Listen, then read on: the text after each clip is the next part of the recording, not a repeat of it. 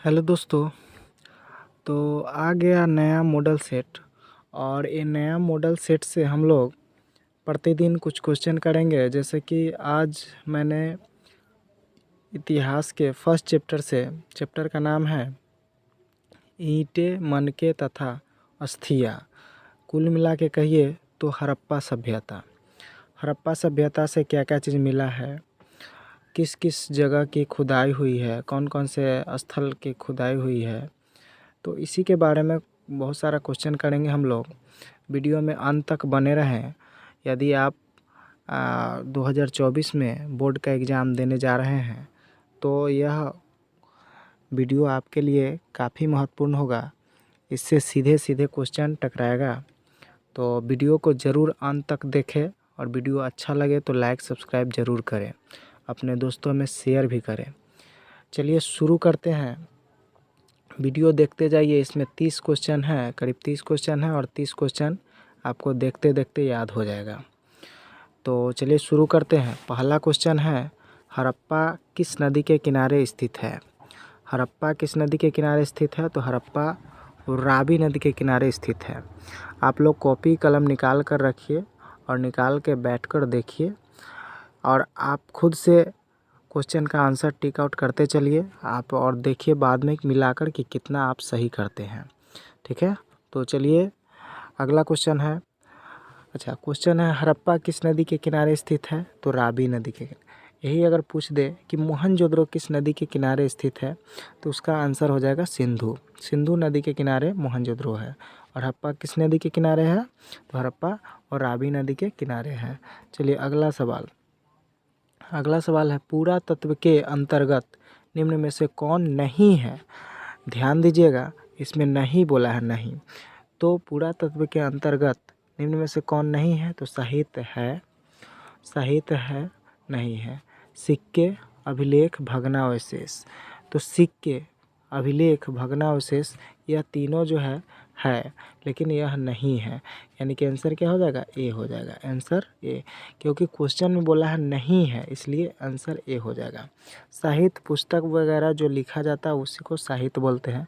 और सिक्का जो है पुरातत्व जो है, मतलब सिक्का हम खुदाई हुआ है तो मिला है, अभिलेख मिला है, भग्नावशेष मिला है, लेकिन साहित्य नहीं मिला है। तो साहित्य यहाँ इसका आंसर हो जाएगा साहित्य। क्वेश्चन है, पुरातत्व के अंतर्गत निम्न में से कौन सही कौन नहीं है? तो साहित्य हो जाएगा।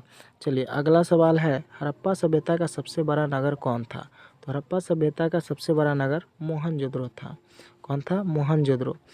फिर से, हड़प्पा सभ्यता का सबसे बड़ा नगर कौन था? तो मोहनजोदड़ो था। अगला सवाल है, मोहनजोदड़ो का उत्खनन किसने किया था? मतलब मोहनजोदड़ो का खोज किसने किया था?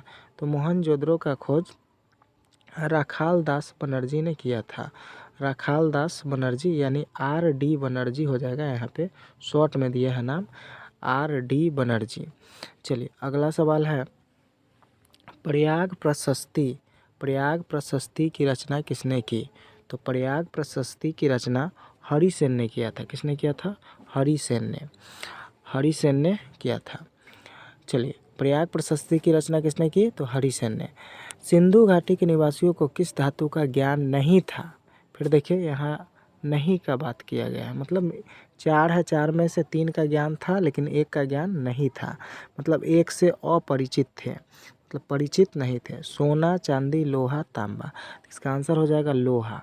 लोहा से वे लोग परिचित नहीं थे।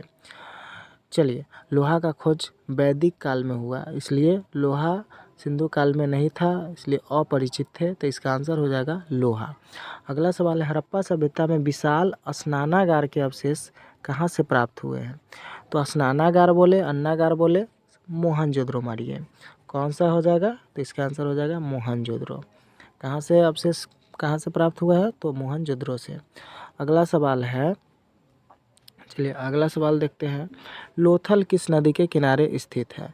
तो लोथल किस नदी के किनारे है? तो लोथल भोगवा नदी के किनारे है। लोथल किस नदी के किनारे स्थित है? भोगवा नदी के किनारे। अच्छा, वर्तमान में लोथल किस राज्य में, अगर पूछते कि लोथल किस राज्य में स्थित है तब क्या बताइएगा? तो लोथल गुजरात में स्थित है। लोथल किस राज्य में है? तो गुजरात में है। किस राज्य में है? गुजरात में है। ठीक है। अच्छा, और लोथल गुजरात में है। और लोथल का खोज किसने किया था? तो रंगनाथ राव ने किया था। किसने किया था? और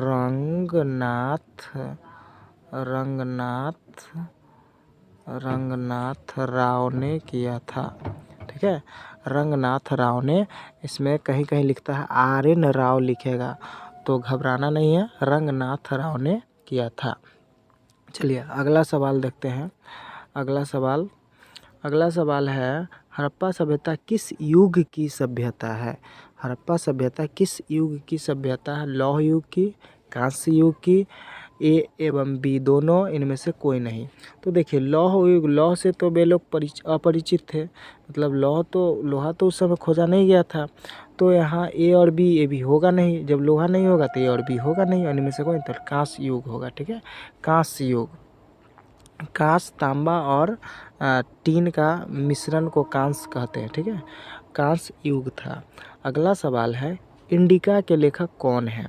तो इंडिका के लेखक कौन है? कौटिल्य, मेगास्थनीज, अल बरूनी, इनमें से कोई नहीं। तो आंसर हो जाएगा मेगास्थनीज। कौन होगा? मेगास्थनीज।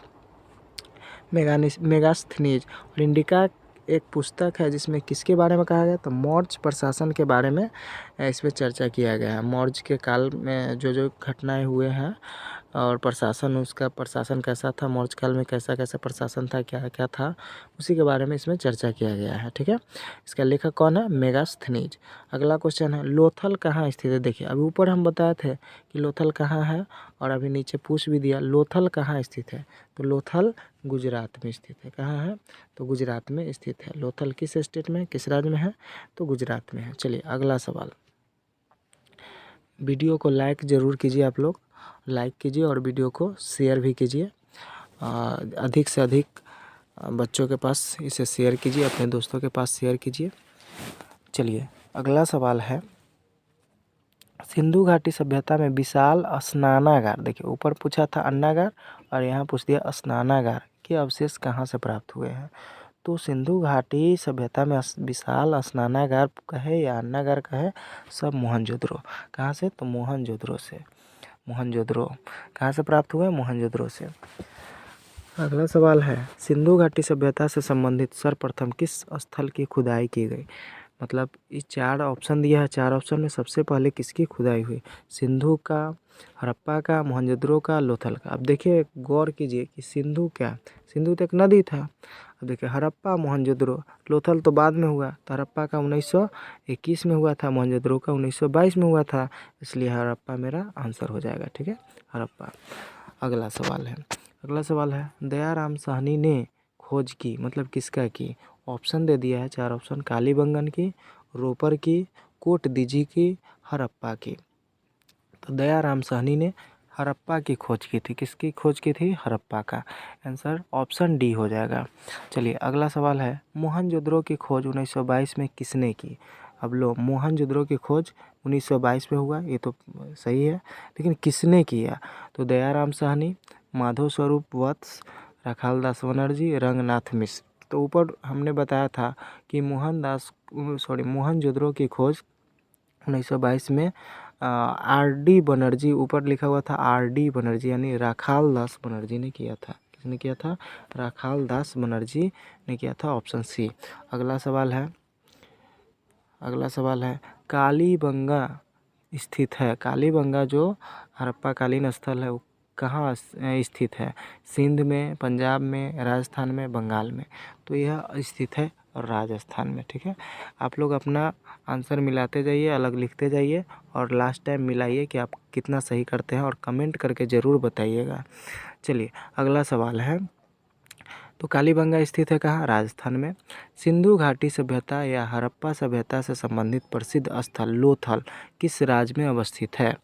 तो लोथल अभी देखिए दो बार 3 बार क्वेश्चन रिपीट कर दिया। लोथल किस राज्य में अवस्थित है? बहुत इंपॉर्टेंट है।